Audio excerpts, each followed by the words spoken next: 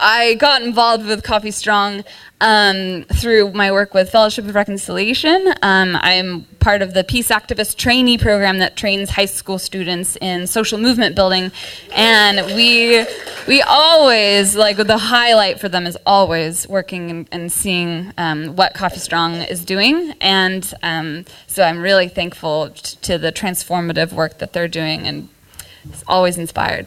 So I'm going to turn it over, actually, to Gerry Condon with Veterans for Peace. He's going to give us a little bit of context around what has been happening so far and why is everyone so exhausted, because they've been working really hard. So thanks, Gerry. Wow, what great songs and what a beautiful voice. Thank you, Kaeley. Wow, it's great to see so many friends and familiar faces. My partner Helen Jackard and I over here. We used to be living here, and we were part of the Greater Seattle Veterans for Peace. And 3 years ago, this month, we moved out of our apartment on Beacon Hill and moved into a 22-foot mobile home, and we've been mobile ever since. So, and still enjoying that. And we've become even more involved in Veterans for Peace. I'm now on the national board. And Veterans for Peace is really excited and proud and happy to be a sponsor of this tour and to be part of this tour.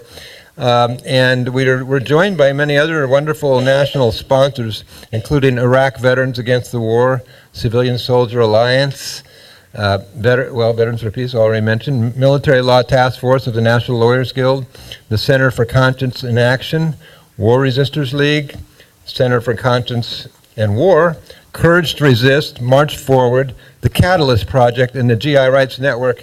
And I believe maybe a couple other groups have joined that list since we published this beautiful poster, which, by the way, anybody who makes a donation tonight of $25 or more is going to get a copy of this poster, the tour poster.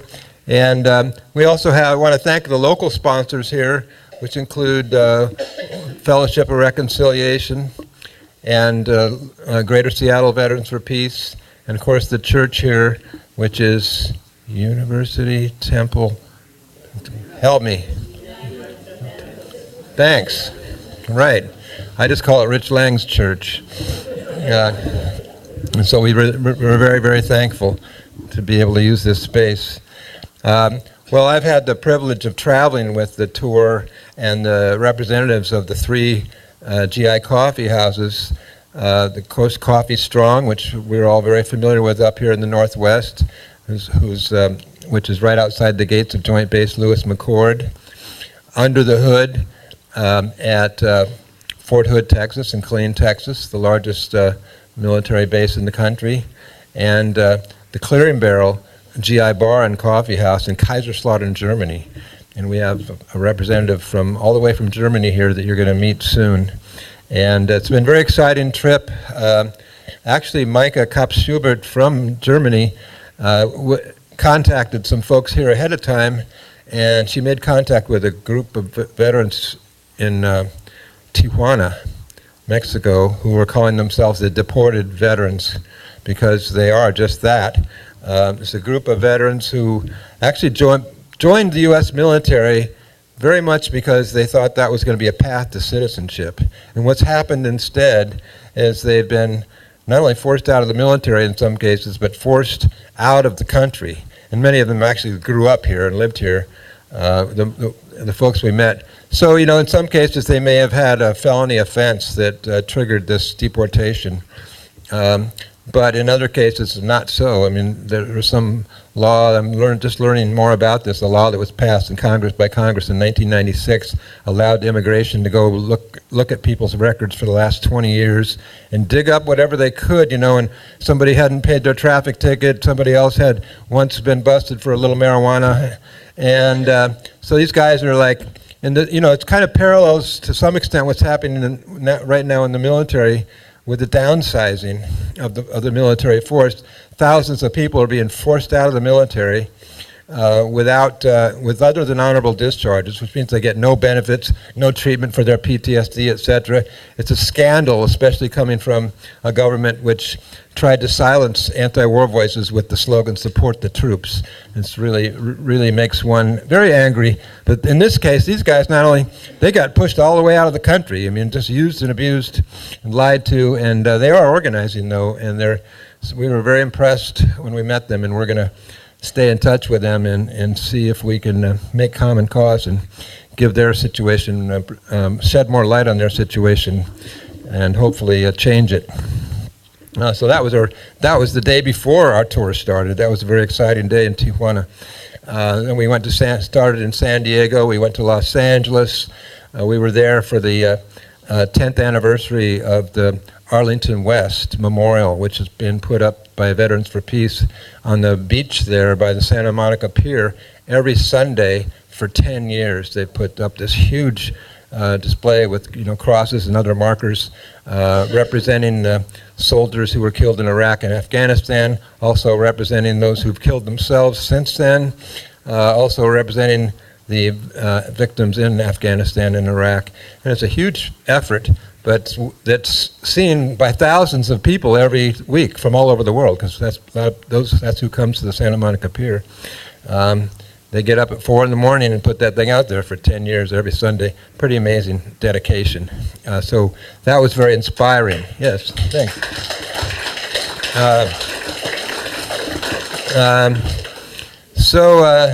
Yeah, a lot of veterans have that kind of inner strength and motivation that causes them to take make some pretty extraordinary efforts.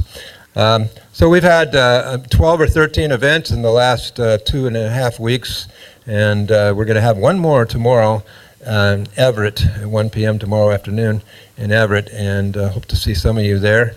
And that'll be it for this time around, and then maybe we'll want to take it elsewhere later on.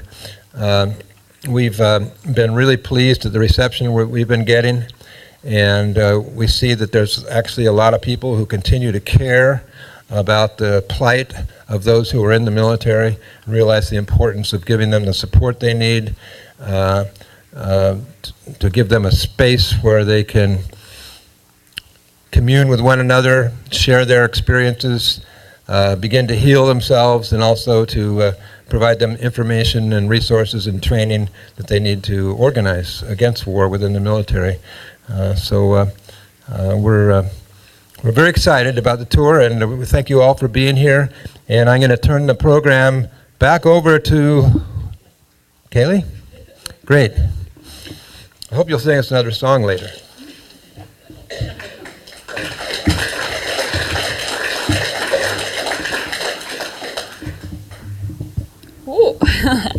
Thanks, Gerry. So now, actually, I'm going to turn it over to others. We're going to hear from some people who have been involved with one of the first, or the first GI Coffeehouses shelter half, and so they've been doing this work for a long time, and we're going to hear from Lois Thetford, Allan Poobus, and Philip Kaplan. So I would like to invite, and also Lyle Quasim. So I'm so sorry. I'm very excited. We have 4 wonderful people, and so I'd love to invite them to the stage. We're going to have 2 kind of separate panels and a question and answer session at the very end of our program, so that we can kind of really hear from everybody their experiences. So please hold your questions, but welcome Lois, Allan, Philip.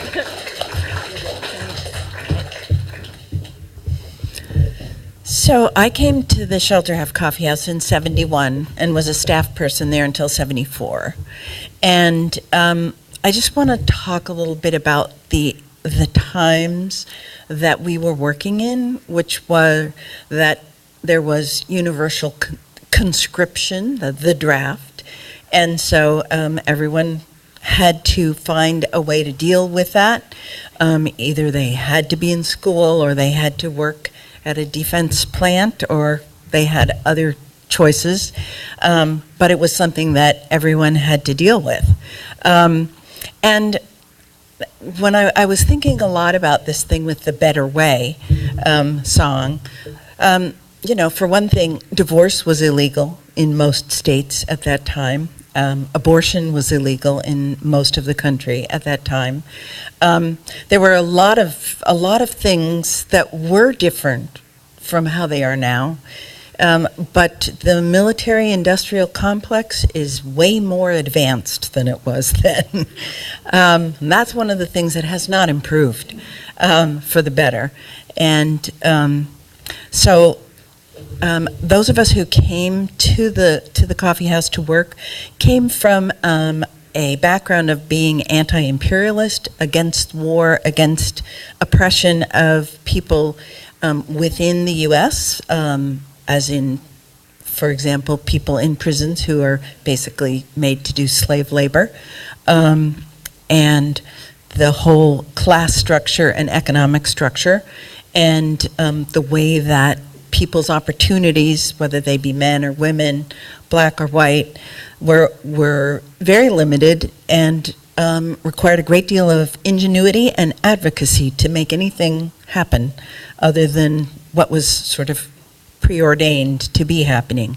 So those of us who joined the movement and got involved saw the struggle of military inductees as part of a much larger picture, and that our support for them was as an individual in their own struggle, and to support them in where they were going on that journey. So for some people, they really didn't want to go to Vietnam, and so we helped people not do that, both by conscientious objection, getting them lawyers, getting them to Canada, whatever it took. But also for people who were in the military, organizing for better rights. There were two people within the shelter half while I was there.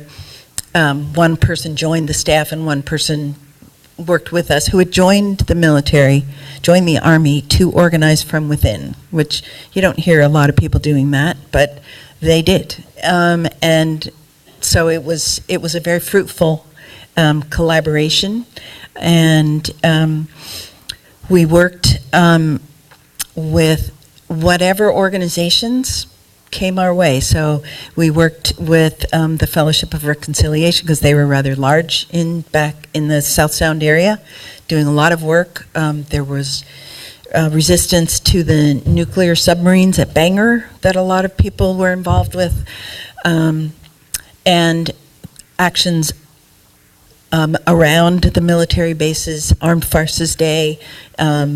We also were involved with a big production that included Country Joe and the Fish, and Jane Fonda, and Donald Sutherland, and this sort of whole FTA tour that was to raise money and raise a lot of consciousness, and also just support the troops in their resistance, in their trying to find their way through this very major bureaucratic kind of maze. And so we did movie nights, we did actions, we published a newsletter called Fed Up that was distributed.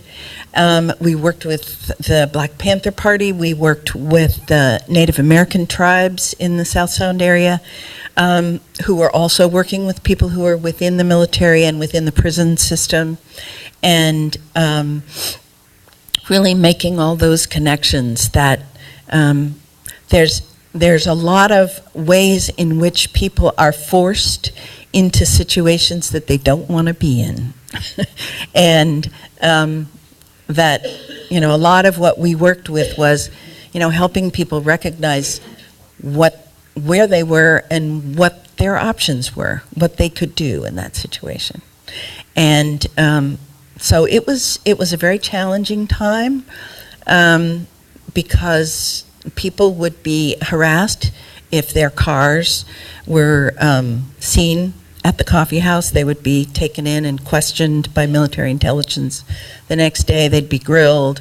And so there was a lot of pressure on people not to relate to any off-site base people, and not to have any actions within the base as well. But we actually were able to do quite a bit of organizing in the time that we were there, and to really connect up the different forces that were all pushing people towards war, towards paying more taxes for war, for supporting the object of war, which is domination, and to resist. So that was mostly what we did.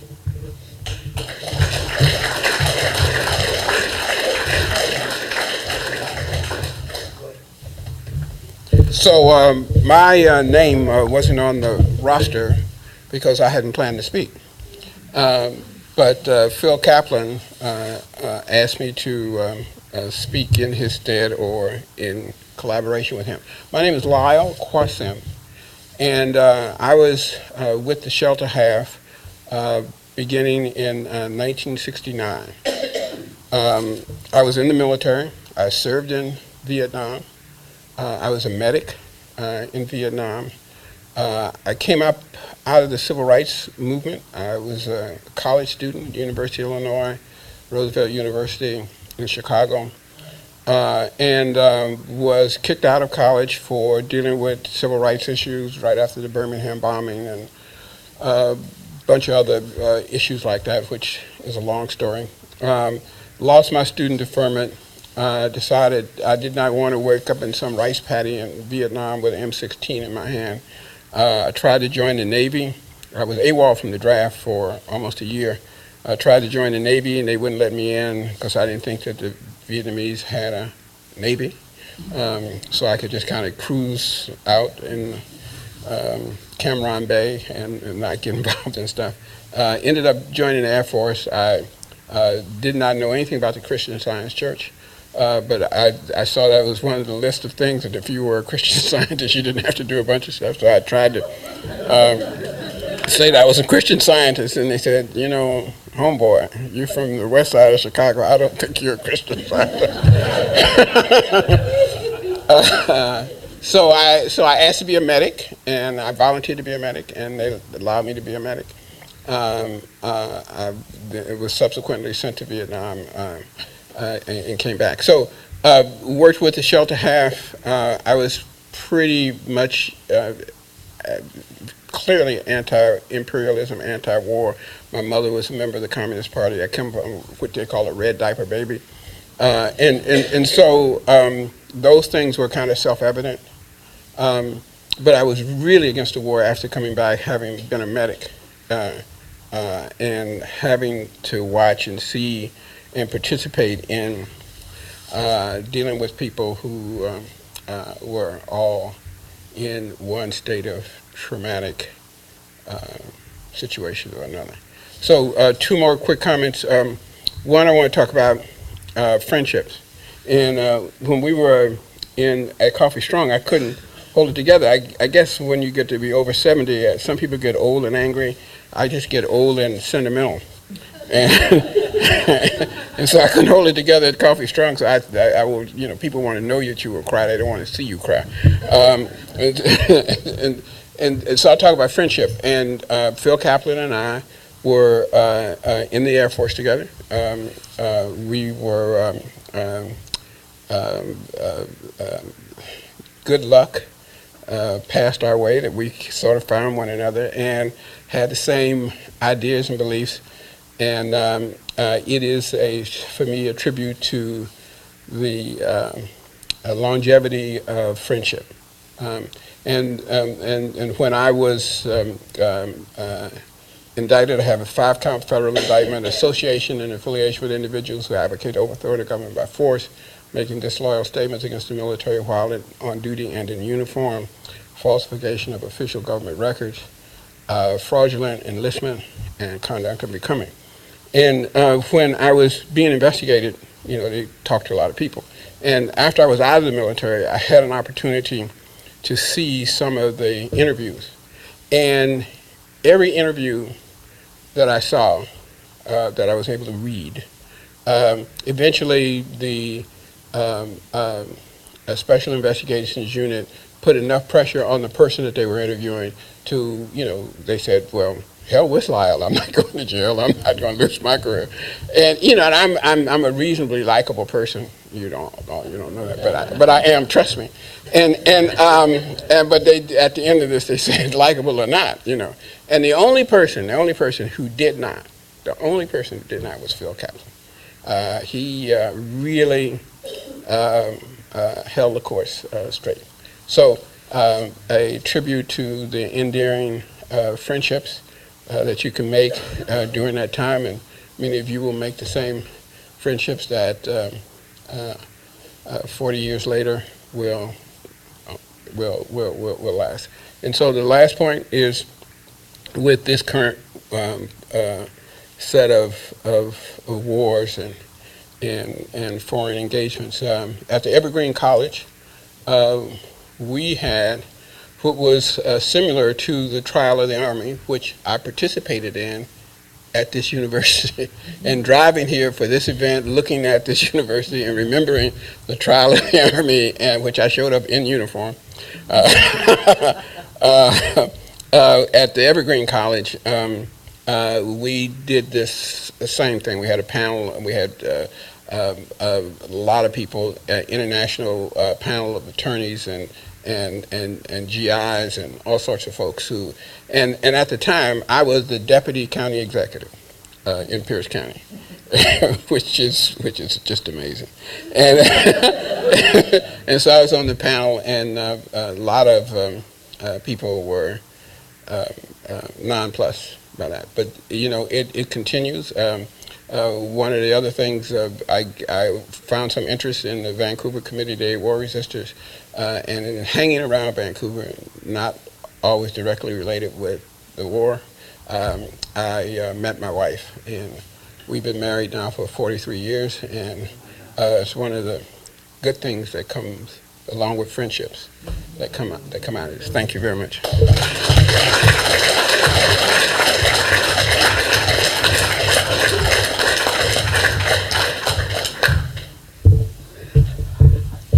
Yeah, I was in the Air Force from 66 to 78. We actually met in class in 68. One, I want to thank the folks at Coffee Strong. Last year they invited folks who helped run the coffee house and folks who, while in the service, took advantage of what the shelter had to offer to come for a reunion. And it was so great because everyone from that period of time had maintained their sense of outrage, their politics in one way or the other. My situation was a little different than most. I had entered the service to avoid the draft, like Lyle. The thought of being drafted in the Marines was just beyond the pale. I did not have enough sense of self to go to jail, so I went in the Air Force. I went in knowing that what the war was about. I had volunteered in the office of a congressman in Nyack, New York, the home of FOR, John Dow, who was one of 7 members of the House to vote against a $700 million authorization bill after the Gulf of Tonkin incident. Secular humanist, New York commie Jew, who was profoundly influenced by the Quakers, folks at FOR.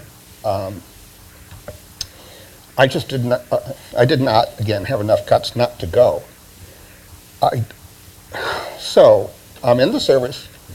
I'm middle class. I'm mad at myself because I'm in the service, supporting the aims of the National Liberation Front. And I was verbal, but I wasn't a threat. The little building I worked in, they took a collection to send me to Red China.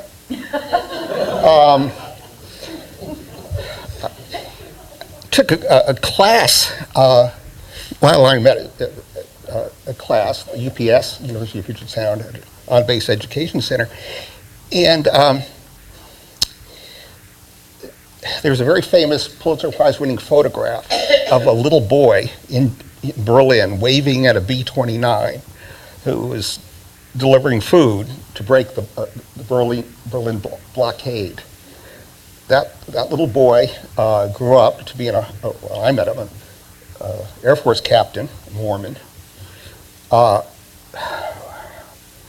When the guy was complaining about how brutal the Russians treated the Germans at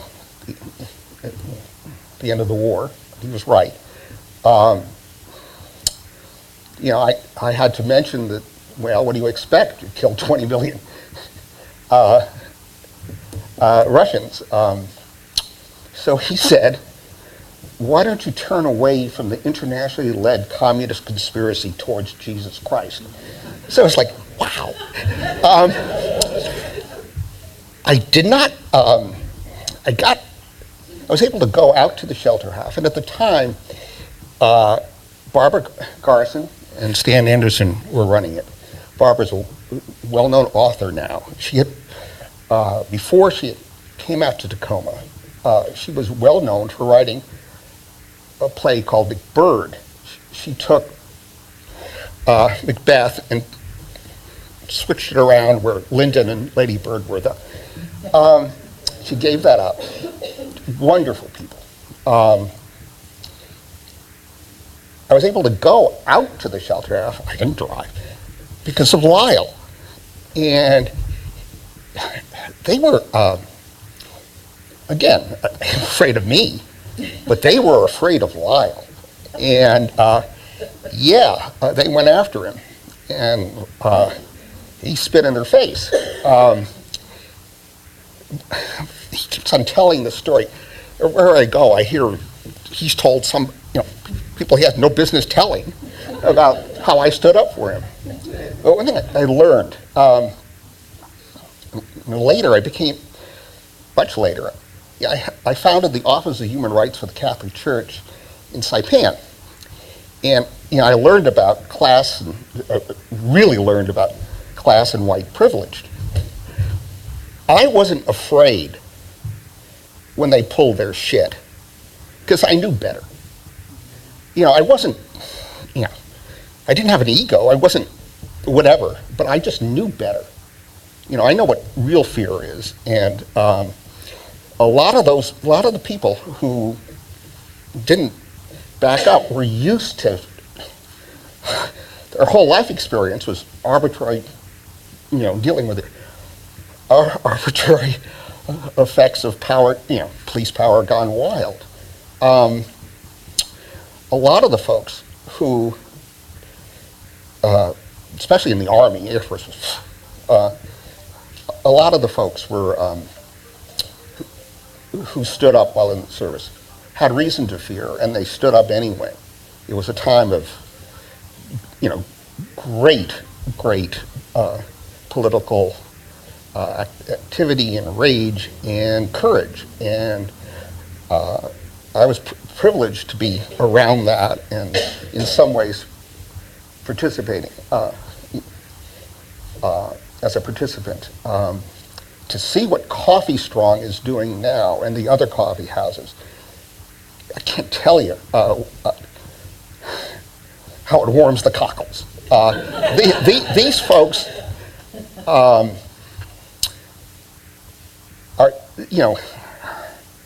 without overtly trying to build a revolutionary cadre, are doing the same damn work and helping people. And I know one of the reasons we're here is to gin up support for Coffee Strong and the other coffee houses, and they damn well deserve it. Thank you.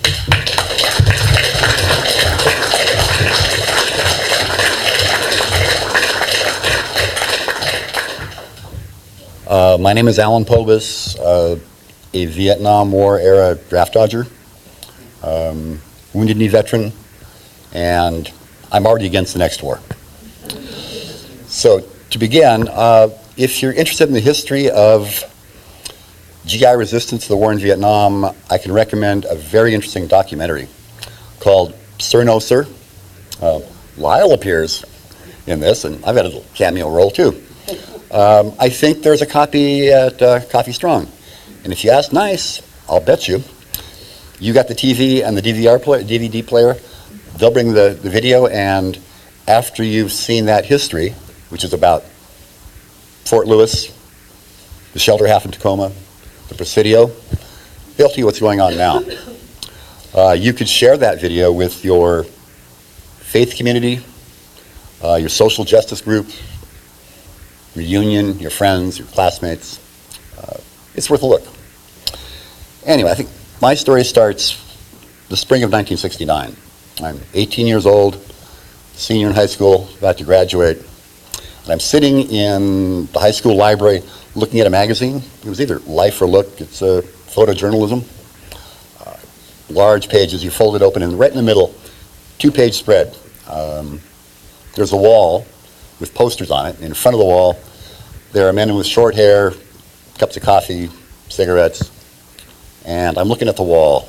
There's a photograph of Allen Ginsberg, poet against the war. There's a photograph of Ho Chi Minh, poet against the war. There's a large poster of Geronimo. It's classic. He's down on one knee holding his weapon, and it should have a caption which says, Homeland Security, fighting terrorism since 1492, but it didn't. But underneath this 2-page spread, there was a caption, and it said, the shelter half, Tacoma, Washington, where off-duty GIs meet to damn the war. I think that's a good quote, or an accurate quote. And I realized, hey, I'm going to Tacoma, far out. I'm going to check these people out. And I did. I was never really part of the shelter half of it. I was there, and I drank coffee, and there was music and movies, but I never went to meetings. Was not part of the collective, but these folks are my friends. Yeah. We did do things together. Barbara Garson's daughter dropped an open container of blueberry yogurt in the back of my car as we drove to the airport to leaflet GIs flying in for the Christmas holidays. Went to demonstrations at Fort Lewis that the shelter half organized. Went to the FTA shows. I caught a cold from Country Joe. And basically had a good time. But I was also a student at the University of Puget Sound, and I was involved with anti-war work on campus. And my second semester, I went to a group called Tacoma Draft and Military Services, where I volunteered. We had a military counselor, Jeff, who was the first soldier to be released from the military on his second application as a conscientious objector. First time they didn't buy it. Supreme Court made a ruling. He got out second chance. There was Dave. He was the draft counselor. And I was the stamp licker, envelope stuffer, phone answerer, whatever. So I want to tell you a couple of stories about those guys. One day, a GI in uniform came to the office, and he and Jeff went to talk. They were done, he left, and Jeff and Dave and I had a conversation. And Jeff said, this guy's on his way to Vietnam. He's got real doubts about it. Doesn't want to go. But he's got some kind of spiritual conflict that he needs to resolve before he can make a decision. And by the way, my father was a Methodist minister. Here we are, Methodist Church. Yeah. So I talked to my dad, and he said, yeah, sure, bring him over. So the guy came back to the office in his uniform a couple days later. I took him home.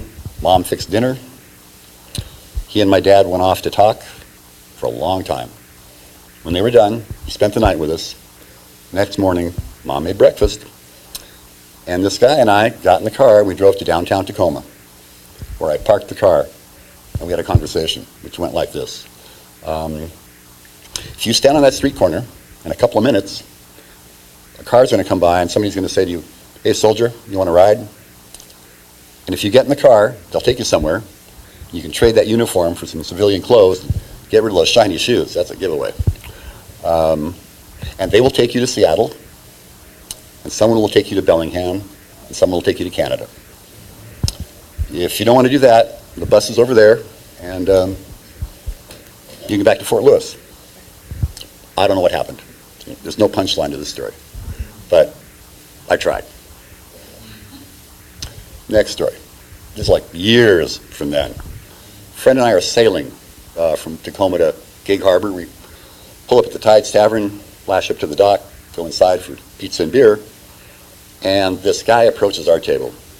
Big man, broad shoulders, tall, long hair, big beard. He says, "Hey, don't I know you?" I said, I don't know, what's up? He says, "You used to work in the draft counseling office, didn't you?" I said, "Yes." And all of a sudden, his face brightened up and he smiled and he stuck out his big hand and said, "I want to say thank you." I said, "Hey, you want some pizza? Sit down." And we talked. And he had been to the draft counseling office, and we helped him go to Canada. He met a woman, they fell in love, they got married, had a couple of kids, and once or twice a year, they would sneak into Gig Harbor because his mom wanted to see her grandkids. And during the Carter amnesty, they came home. And he and his family were healthy and happy, and he thanked me for that, and I'm grateful. So, moving on. Remember the first Gulf War? At the time, this is like George Bush the first, yeah. At the time, I was involved in a small environmental organization in Tacoma, and we had an office and a telephone. So it became an anti-war organizing office after that. Because there was no draft at the time, but because I'd had previous experience in a draft counseling office, and I'd gone to a refresher course, we thought maybe they would reinstall the draft, restart it. So someone put my name and phone number on the wall. Anybody questions, call me. And by the way, we did this pitch in Olympia, and as I was going to this story at this point, Father Bixel walks through the door. Jesuit, priest, Catholic worker, and he and two other Catholic workers and myself went to the Armed Forces recruiting office in Tacoma and got arrested. They were praying. I'm an atheist, so I just mumbled. Hail Mary. Can you guys pick this up? Because the cops are coming. We want to get this all done before. Anyway. So when we were released from jail, a couple of days later, I got a phone call. A woman had got my number, and she wanted to talk. Her husband was a Vietnam veteran with PTSD. And as we were building up to the war, some of the veterans that I knew were starting to get flashbacks. Behavior became erratic, strange. She had a son, soon to be 18, soon to graduate from high school. She was worried. Did he have to sign up for the draft? I said, well, not really. The school district's already given his name, numbering, his name, address, and birth date to the government. But they'll ask him to sign the papers, and if he doesn't want to, well, the FBI will look for him, and he can sign later if he wants to or not. You have choices. And there are consequences of those choices. And we discussed this, and then she wanted to talk about her husband. So, here's what she told me. One night, she was asleep in bed, and she woke up because something just did not feel right. He's not there. She gets up, looks around the house, he's not there. She goes to the garage, the lights are on, the garage door is open. She goes out to the driveway, and there is her husband with a gallon can of gas, lawnmower gas, I assume, throwing it on the walls of the house. He's reaching for his Zippo. Guys in Vietnam had Zippos, right? She says, what are you doing? And here's, my apologies, a racist language alert. This is what she said, he said. The gooks are coming, the gooks are coming, we gotta burn the hooches. We gotta burn the hooches. That's soldier talk. It means the enemy's coming and I'm gonna burn the house down with my wife and son in it. I was stunned, I was shocked. I was at a loss for words, I had nothing to say. Except, I'm really profoundly sorry this happened to your family. And I had nothing else to say other than I think your husband needs some serious professional help. But I had no resources, no place to suggest, nothing. The VA wasn't going to help, I didn't think. So that was the end of our conversation. Moving to the present. Today, women and men in the military or veterans who need help, whether it's legal, medical, psychological, they can find help. It's the GI hotline, GI Rights hotline, or the Coffee Strong telephone number. And the phone rings, and someone will say, hello, Coffee Strong, can I help you? And they'll talk, and I believe Coffee Strong will help them. And we can help them too, because someone has to help pay the phone bill and help pay the rent. And I try, do, and I wish you would too. Thank you very much.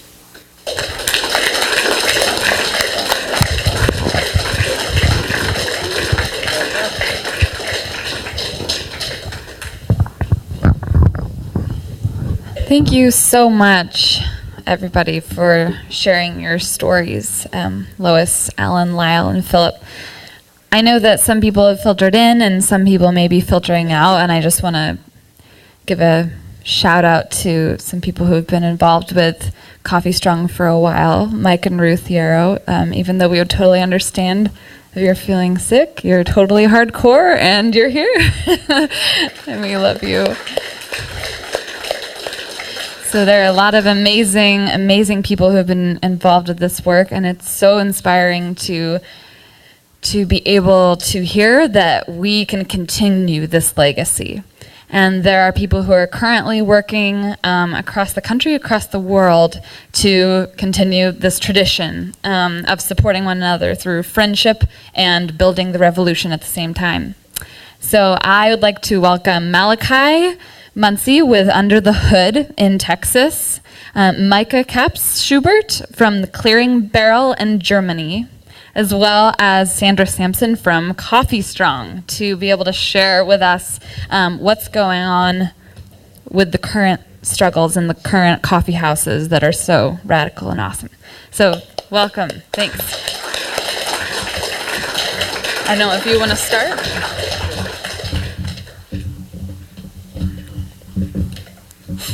Hi, I'm Malachi Muncie. I've been the manager there at Under the Hood since December of 2012. I first came in the doors there the month that they opened, February 2009. I was raised a little bit by the military, I suppose, at Fort Campbell, Fort Bliss, Fort Hood. My stepdad was in the military. And around the time I was 17, he was stationed in Korea, and I had a household situation that sort of fell apart with my mom and such, and so I joined the Guard there when I was 17, and I turned 18 in basic, and I was a truck driver, and I turned 19 in Iraq, and then I came back, and about 8 months later, I had trouble with the law. I had tried to commit suicide, and I decided that I should go back to Iraq because that would be easier. And so that's what I did. And as soon as I got there, I was like, what the hell did I just do? Why am I here? This is not where I want to live the rest of my life. And not seeing any other way out other than to just do the rest of that time there, I started journaling and really trying to think about how did I get here? How can I prevent myself from getting back over here? And I can't volunteer for these things over and over again. And you know, in that, I was really fortunate that my second deployment was a lot different than my first deployment. And in that time, I had the chance to reflect and journal, and I really came to terms with a lot of the problems that I wasn't really acknowledging before with my service. Just basic loss of humanity, racism, sexism, the profit motive of all this really became really apparent. And one of the things that really disturbed me is how little of my military experience and what I perceive to be pretty common in the way of military experiences, how little of that made it back to how little of that made it back to the civilian population, to the mainstream media population, even how little that got discussed within the ranks. So the truth is going to change the world. If everybody just knew the truth, everything would be better all of a sudden like that. And so I come back from Iraq on that second tour and do a little bit of depression again, and then I get a job at a newspaper in a military town. Going to change the world. And not exactly true, but while I was working at that newspaper, a reporter from one of the competing newspapers, I was complaining about my military experience, I suppose, and she said, well, I just did a story about this place that just opened up. It's called Under the Hood. You would probably get along with them. I'm like, hey, all right, cool. And I went in February, they opened, and I met some active duty service members there that were IVAW at the time, and Cindy Thomas was a family member with Code Pink. She was the first manager, and I was pretty astonished. My whole time growing up in a military community, people didn't talk about the military this way. People didn't open up about these things this way. It's just, you don't do it. And they invited me to an IVAW Winter Soldier panel in Austin, and I went, and it was just more of the same. Like, whoa, I didn't know that it was okay to talk about the military and these experiences like this. So, boom.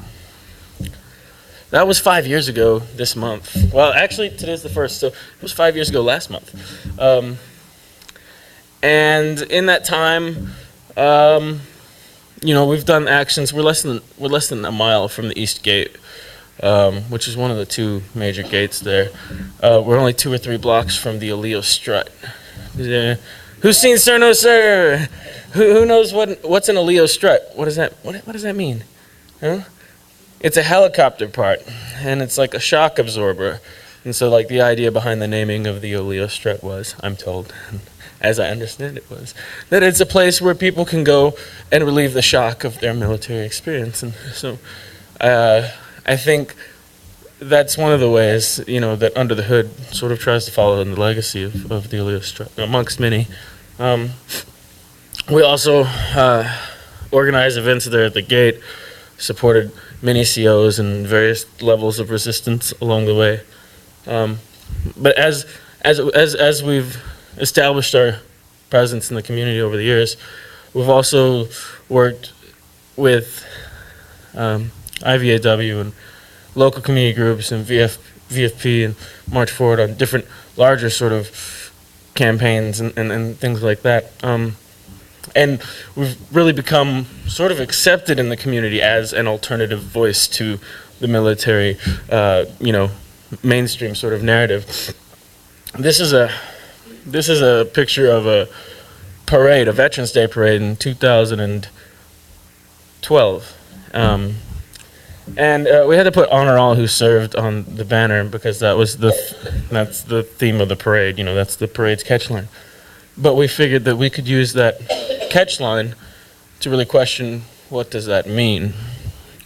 And so there's a veteran here in the back of this truck, inside of a giant pill bottle in uniform, in the parade, with all the yellow ribbons and all the flags and and the little people in the little cars and stuff, and there's this veteran trying to break out of a pill bottle, and as this passes through the parade, there's people shouting, "Get out of there! You can do it! Break free!" There's people like cracking jokes, and sort of like, wow, really heavy, but really telling, cracking jokes about the medications and the conditions that they've got. People yelling out, "Prozac, Zola, Percocet!" Whoa, whoa. And so we've really been able to start dialogues about those things that you're not supposed to talk about, In that time, I wanted to mention campaign, Operation Recovery. Anybody who knows follows IVW too much will know what Operation Recovery. Over the course of 2011 and 2012, the summers, there was a lot of organizing going on, doing outreach on the base at the PX, which is really stressful. It's really stressful because you're not supposed to be there. Collecting pledges and doing follow-up interviews and collecting testimonies. We collected over 1,500 pledges from service members, veterans, community members on the base there to stop the deployment of traumatized troops. Logic behind that, logic being behind that being if you could get the military to stop deploying traumatized troops on antipsychotics, troops are, none of them need to be deployed, but especially these ones. If we could stop that, there wouldn't be enough force to do anything else with either. But we've also, done outreach campaigns with Veterans for Peace and March Forward around letting service members know that they don't have to deploy, and we still have CEOs there on the ground. They're less likely to be very public because nowadays they're downsizing. I think they are. They're at Fort Hood, less likely to be very public because they're both the ones that we've dealt with this year were told, hey, stay out of the media, and we'll make it somewhat easy for you, and held to that bargain. But that work, I almost missed the last bit of that last slide. I'm tired. That work from Operation Recovery. So 1,500 pledges, over 400 follow-up visits with folks. We talked to these people more than once, and dozens of in-depth pages, testimonies that are being worked down and boiled down and made concise and sort of formatted in what's soon to be released, the Fort Hood report. I just got another email about that today, but very soon. And so last summer, Under the Hood went through a lot of organizational sort of changes, and since then we have a whole new board, and just this last, now the month before last, January, we had our first in-person board meeting there at Under the Hood. We'd had a lot of phone calls leading up to that, but during that time frame, we looked back at the history of Under the Hood and looked sort of forward into the future, and tried to figure out how change happens. Not just any change, because that happens all the time, but the change the sort of change that we want to happen. How does that happen? How do we affect that? And we determined that, for the most part, change happens when we meet the needs of our community, because if the needs aren't being met, then nobody has, you gotta fulfill the needs before anybody has energy for anything else. And then change happens when we shift the culture of our community. So some of the ways that we try to meet the needs of the community are through GI rights counseling, referrals to legal and mental health services.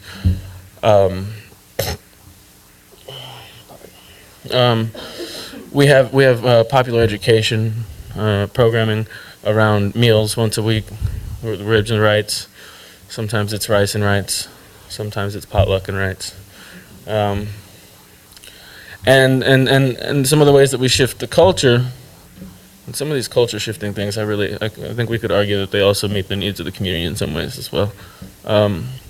Our paper making workshops, where we make paper out of military uniforms. Oh, I just messed this one up.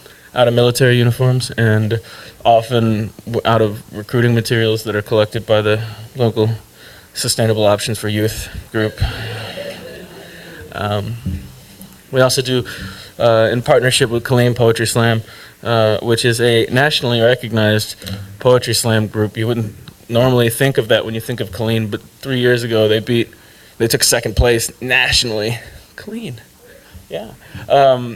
So we do monthly poetry slams with them, and the entire population of that poetry slam isn't necessarily veterans, but there isn't a person, even if you're not a family member, if you live in that area, I would argue if you live out in the middle of the woods and you don't even know where a base is, you're affected by militarism. But especially in that community, it's a military community, and it's largely veteran service member led and family member led. We also have art shows, and we've had a number of them, but this is probably one of the more popular sets of images, or which was Just Seeds Art Portfolio Warriors Trauma, which is a joint effort between IVAW and Just Seeds out of Brooklyn. So the allele strut, 68 to 72. There were places like that, bookstores, coffee houses, community centers, all over the place. And for as many of those as there were more underground newspapers, and there was some 250 something according to one of the sources that I read. At Under the Hood, or at Fort Hood, our paper was Fatigue Press, and we've got a few in the office that were donated. And we actually have the same P.O. box that they had. Yeah. Sort of in the spirit of that, this last October, with the help of the Prometheus Radio Project and Austin Airwaves and other community radio groups, Under the Hood applied for a low-power FM radio station. And that radio station would reach most of the barracks on Fort Hood, both of the main gates there, the East Gate and the main gate where traffic backs up, downtown Kaeley, which is an underrepresented community, pretty much all of Kaeley, to Copper's Cove and Harker Heights. And, hopefully we would be able to continue to shift the culture, but more immediately get service members and community members information about their rights over the air, on the base, without even having to go throw a paper on somebody's bunk. And 3 or 4 weeks ago now, end of January, we were approved for our low power FM radio.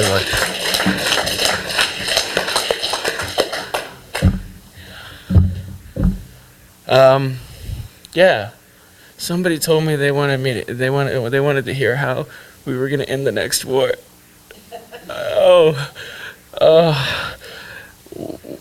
And that's not what my talk was really centered around, but I wanted to address that. We're going to end the next war, maybe not the next war, maybe not the one after that, but the one somewhere down the line, if after each of these wars ends, we stop giving back ground, just because this one's over. Anyway, I'm going to pass it off to, and that's why I'm there, that's why I'm clean. But I'm going to pass it off to Meike from the Clearing Bureau now.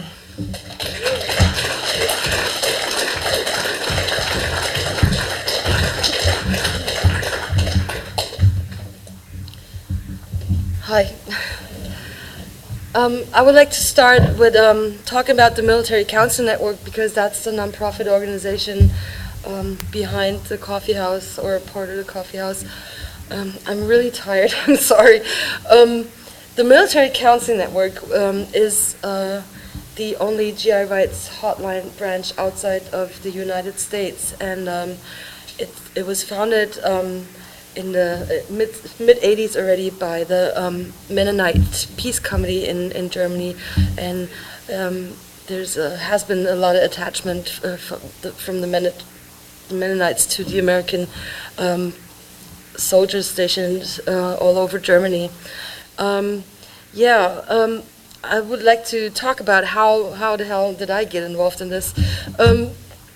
I come from Hanau, Hanau next to Frankfurt, what used to be the biggest U.S. military outpost outside the U.S. You might sound familiar to you. I think there was times like way up into the 70s. I'm not sure about. There was like 148,000 military personnel in the Hanau garrison. That's quite a lot. So yeah, I grew up in this town. I also have family attachments to. My mom grew up in the United States, or dual citizenship. So there was always a connection to the Americans in town. And for many years, all the soldiers and the Germans, they were all like hanging out together, going to the bars together and everything. That quite changed. Drastically changed after 9/11. The Americans now are like very isolated. Well, anyhow, so I knew a lot of soldiers over the years, and by the end of 2002, it was pretty clear that the Iraq War is going to happen, and I knew people, friends of mine, that they have to go and be part of the invasion, and I just felt like I don't want that they have to do that. I don't want anyone to be forced in a situation like that. So I was trying to think, there must be Americans out there, who help these guys. In February of 2003, you might all remember there was like millions of people around the world on the streets protesting this war.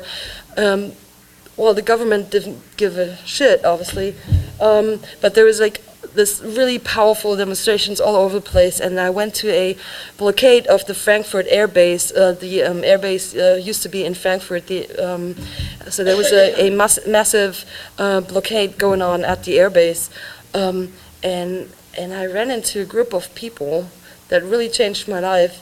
They had a huge banner saying "Stop the War Brigade," and they were like the Vietnam Veterans Against the War, AI, people that are also in the Certain Also movie, a movie that everyone should see, Donnell Stephen Summers and Dave Blalock. I met them there, and also a conscience objector from the first Gulf War in 91, and powerful people. Some of you might know them, and they introduced me to the Military Counseling Network. The Military Counseling Network in that time had a tiny little office in a town next to Heidelberg. That was where the American headquarters was in that time.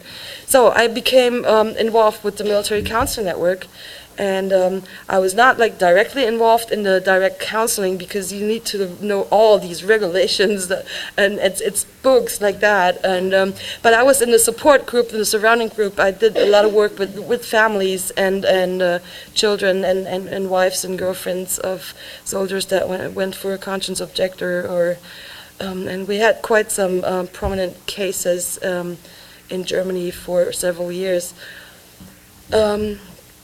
Yeah, in 2007 I got married to an Iraq veteran. He deserted in 2007, and around 2010 the Mennonite Peace Committee had to think about how to go on with the work.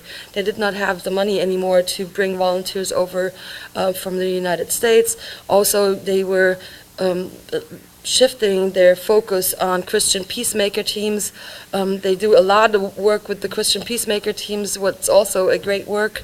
And so there was talks about closing it down, and me and my husband just said, like, no, we gotta keep this going. This is important. We need to have this service out there. We need to continue this work. So we had like a two years of planning phase, and what are we gonna do? And we just decided, like, hey, let's do a coffee house. I always, like, first time I ever read and heard about coffee houses, I thought, like, this is so cool, I want one. So yeah, we decided like, yeah, let's do a coffee house, but where are we going to do it? Everything was closed down in Hanau, and obviously you want to have a coffee house where the Americans are. So we moved to Kaiserslautern, K-Town, because this is still the belly of the beast of the U.S. military forces in Europe. And the major, I like to say, like, we are the plane carrier for all these wars the U.S. military is waging all over the world. So, yeah, so we moved to Kaiserslautern, of all places, and in 2012 opened the Coffeehouse. It's probably a little bit hard to see this map, but I would like to say, talk a little bit about, like, why the hell are these Americans still in Germany? A lot of people are not really aware of that, I think, and also, I'm a kid of the 80s, so when the wall came down, it was like, yeah, finally, we're stopping this east-west thing, the wall comes down, and everything's going to be peaceful, Americans, you don't have to protect us from the Russians anymore, you can go now, goodbye, thank you. But yeah, that did not happen. For many reasons. One reason is, also a point, like being growing up in the 80s, there was always like this huge scare of, Germany. We were like in the middle of the plate of that tension between East and West. So, and we were always kind of like thinking like, yeah, then Reagan picks up the phone accidentally, and if there's a bomb going off, it's going to land right there where we are right now. So, and I also like many others probably thought like, yeah, we're over that, but we're not.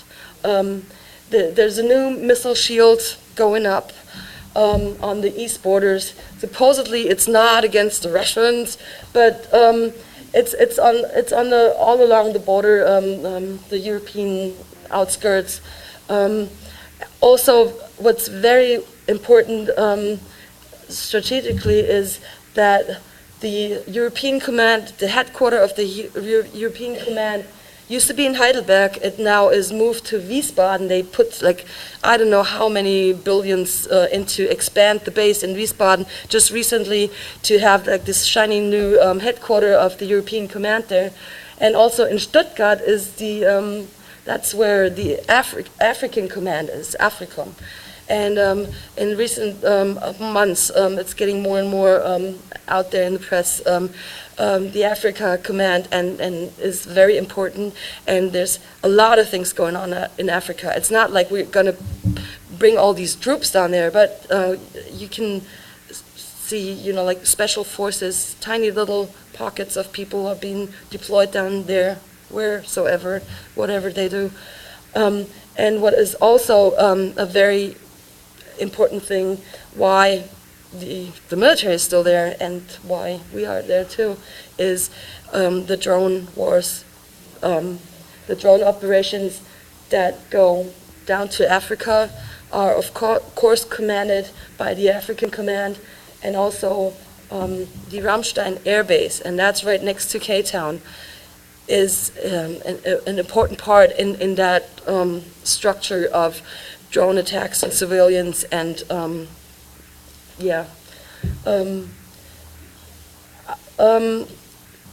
just like in the past several weeks, we keep hearing like these news articles about, yeah, we're gonna downsize the military to like numbers we had like after Second World War, and like in the first moment you go like, yeah, downsizing, great.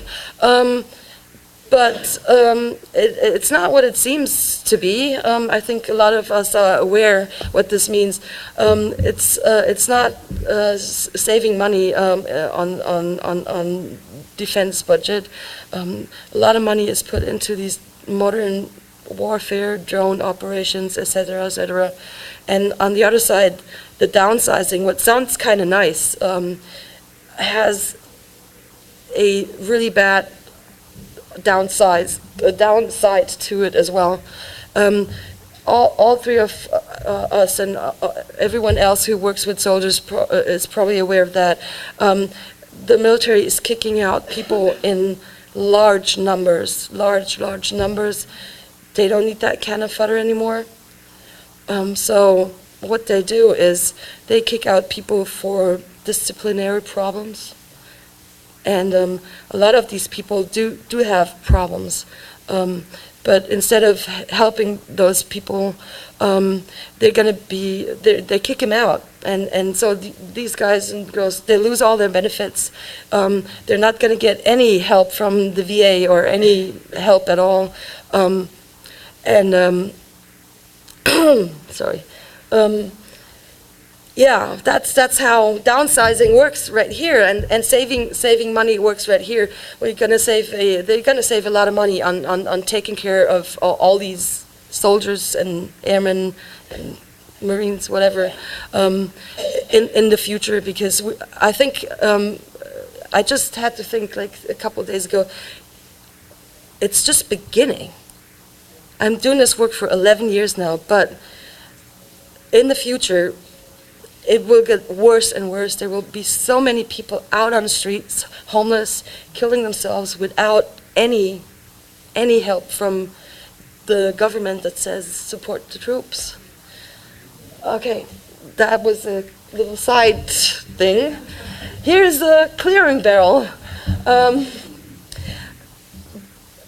I'd also like to ask if anyone here knows what a clearing barrel is.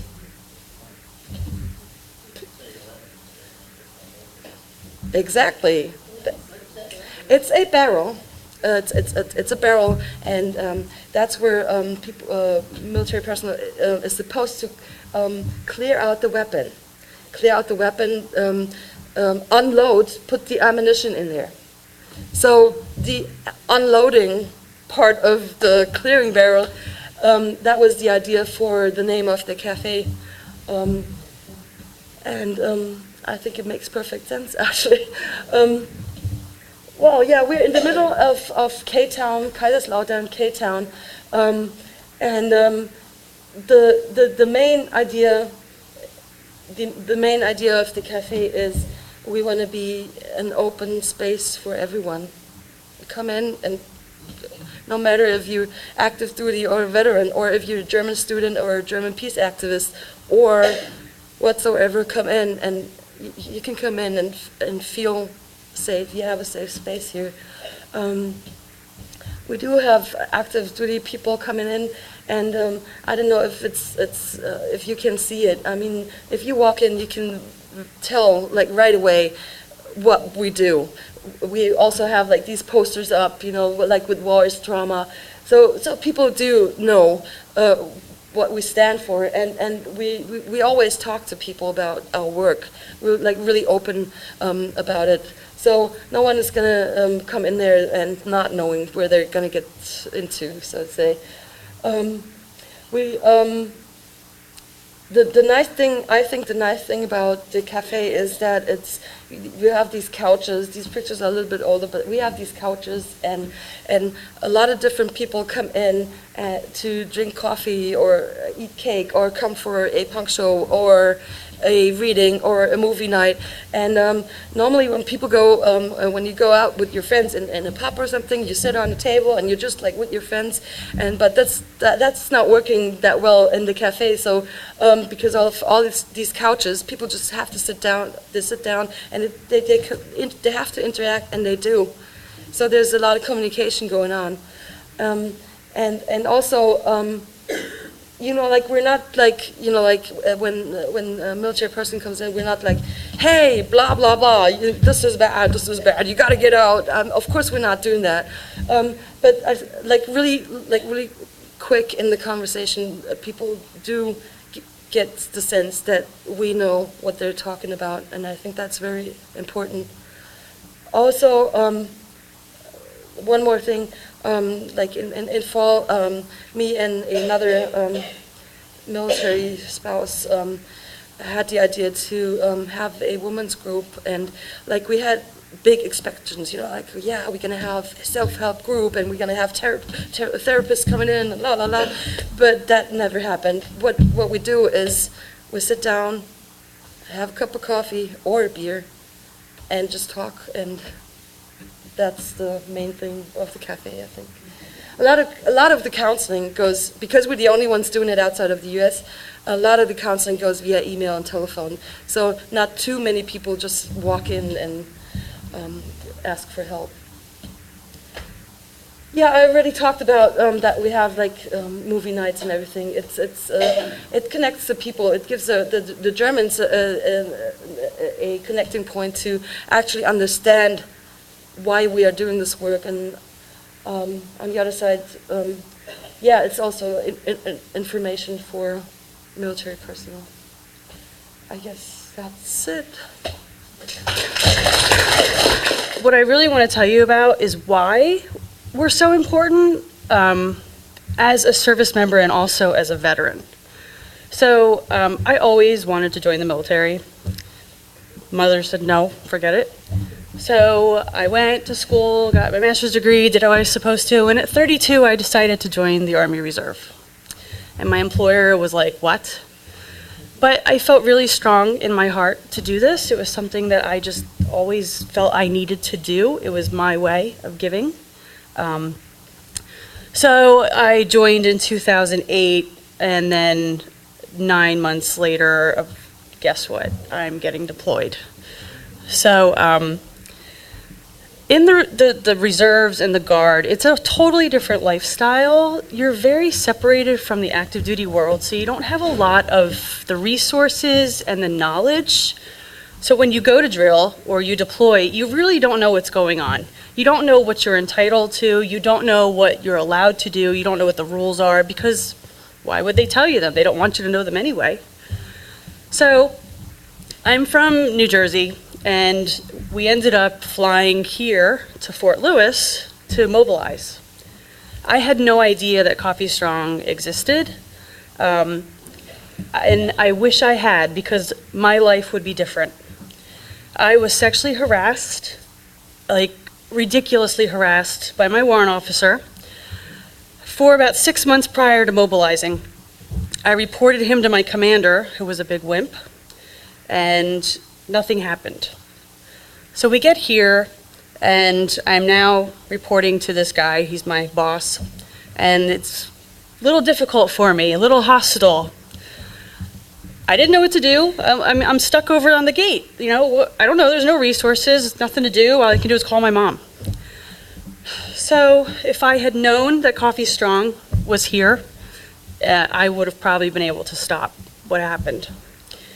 So I deploy. And the one thing also about reserves and Guard, and this is not every unit, but I find that with us, it's a free-for-all.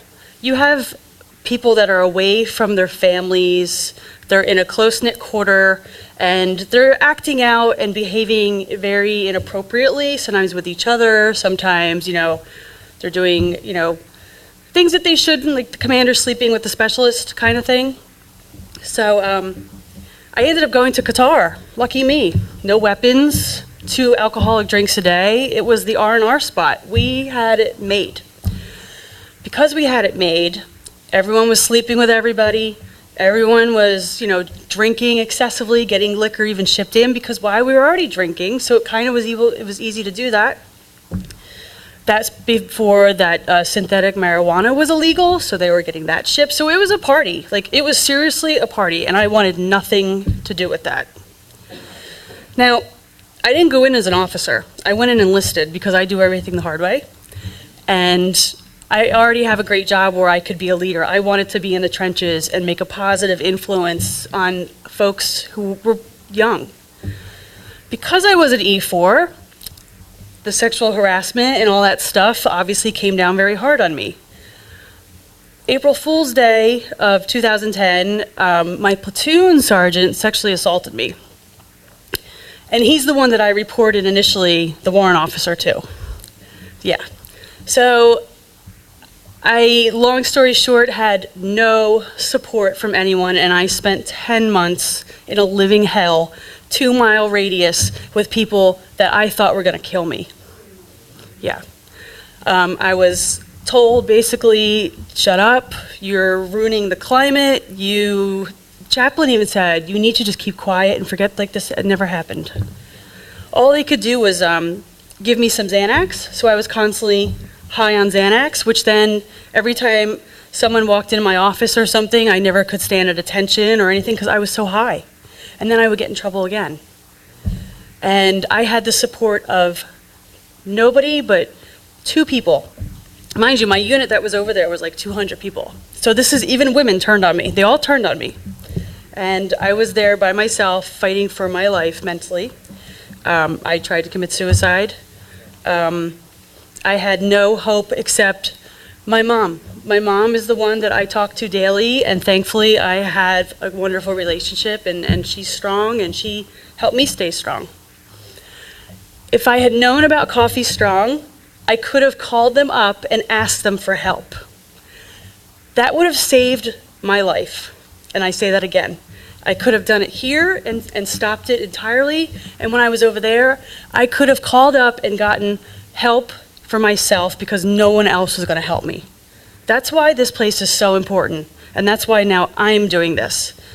So I get back, finally 10 months later, and they hated me so much that they wouldn't even let me fly home with them. They put me on a C-130 with 3 caskets and made me fly for 2 days with people that really did serve their country, in my opinion. I didn't serve my country. I was assaulted fighting my own people. So again, if I had known about Coffee Strong, I probably could have gotten myself someone to talk to while I felt these things. And when I got back, and they didn't know what to do with me, and they opened another investigation that came back the same. Oh, nothing's wrong. I didn't know what the procedures were, so I never followed through. And again, if I had Coffee Strong, I would have understood what was happening. I go back to work, my civilian job, I hang up my uniform, I don't have to see them again for another 3 months. My employer doesn't know what to do with me. They're scared of me now because I'm very honest. I told my boss what had happened, and I said, I told you before I deployed I'm going to come back different. I don't know what that means, different, but I'm going to be different. And I said, I'm just letting you know. I'm very self-aware. I knew this. I didn't know I'd come back with PTSD so bad that I wanted to die. And I was drinking 3 bottles of wine for breakfast. So I sat at my desk for 2 months and no one said a word to me. If I had known about Coffee Strong, I could have had someone to talk to. Only thing I had was the VA. So I walked in the door of the Philadelphia VA and I just started crying and said, somebody's got to help me. I don't know what to do, where to go, nothing. I have a DD-214 and I was just crying. I didn't know how to navigate the system. Again, Coffee Strong. It could have helped me figure out what I needed to do to get the help I needed quickly. I ended up transferring to the National Guard because I figured I would outrank my perpetrators and I was going to go to OCS. Day 1 of OCS, I finally put that uniform back on after not having it for 3 months, and what's the best thing about PTSD is avoidance. I was avoiding the situation. I would be fine. And when the first instructor came in the class, I literally was at OCS for 5 minutes. It was a little too much for me, and I had a panic attack. That was so bad I had a seizure. And immediately after that, my mom got on the horn to my congressman and kind of threatened his life. And yeah, she's like this big too, and he was an NFL football player, so I'm just like, okay, go ahead, Mom. So I didn't know what this meant to call your congressman. Again, with Coffee Strong, I could have understood what this would have done. So thanks to my mother and my congressman, I got a medical discharge. The National Guard, finally, the woman commander of the unit I got kicked to when I got kicked out of OCS, was like, you cannot serve. You're like, and she's like, you're sick. And I'm like, and I broke down and I said, ma'am, thank you. I am sick. And I tried to commit suicide a few days after that OCS incident. And that's when the VA diagnosed me with PTSD. And I've had it now for 2 years, I'm wearing the badge proudly. I'm up here talking about it. And so since I didn't have Coffee Strong, the only thing I could do for myself was, you know, the legal stuff. You see it in the news every day. We're trying to change the laws. So I was one of the 23, or I think it's 25, who was in the, that spawned that documentary, The Invisible War. We tried to sue the federal government, tried really hard. It didn't work. But that's how I felt that was my only platform. I had no way. Like, I wanted this to never happen again to anybody.